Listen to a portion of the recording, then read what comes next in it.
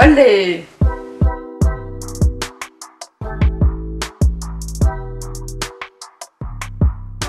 C'est une drôle de chose, le corps. Une enveloppe qu'on idolâtre ou qu'on ravage, dans l'espoir que la vie y palpite un peu plus fort, ou seulement pour la beauté du geste. Un carcan dont on aspire à jaillir afin de devenir une émotion pure. Qui n'a jamais rêvé d'être un oiseau? Longtemps, Lucas a voulu dompter ses chairs. Les plier à sa volonté ferait de lui un grand danseur de flamenco, tentait-il de se convaincre. Alors Sylvine Rubinstein était un artiste juif des années 30. Il dansait le flamenco avec sa sœur Maria. Et quand la guerre est arrivée, elle a été déportée.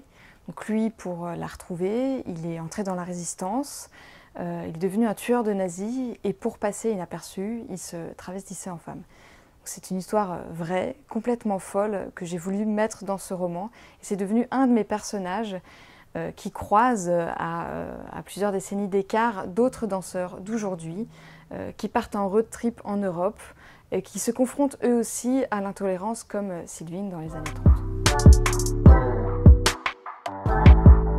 Alors on danse avec les mots, beaucoup, et tout l'enjeu était de faire comprendre, faire vivre cet art qui est plein de soleil, de passion, de chaleur, de fièvre, à la fois en décrivant les danseurs, mais en parlant aussi de ce que vivent les spectateurs quand ils les regardent, parce qu'ils sont pris dans la fièvre, dans la folie de cet art. Alors j'ai évidemment regardé des spectacles de flamenco, je suis allée en Andalousie en voir sur place et apprendre un petit peu avec des danseurs pour comprendre dans le corps ce qu'eux vivaient, pour essayer de restituer ça avec mes mots et de donner au flamenco une place de premier plan puisque c'est un des personnages principaux du livre. Alors sans tomber dans les comparaisons faciles, je trouve qu'il y a aujourd'hui des échos, des résonances avec ce qui se passe dans les années 30. On le dit beaucoup, mais c'est vrai que l'intolérance, la peur, le rejet de l'autre sont présents aujourd'hui comme à l'époque. Je ne voulais pas parler de ça, mais surtout parler de la résistance, de comment, quand on est un artiste en particulier, on sait qu'à un moment, on est en danger, à quel moment on se lève, à quel moment on résiste, et comment, quand on vit par et pour la danse. Alors Sylvine, à son époque, a trouvé une façon de le faire, et je voulais que mes personnages d'aujourd'hui, Lucas et Iva, en trouvent une autre, contemporaine, une façon de se lever contre les hommes. Est-ce que le monde peut être sauvé? Grande question.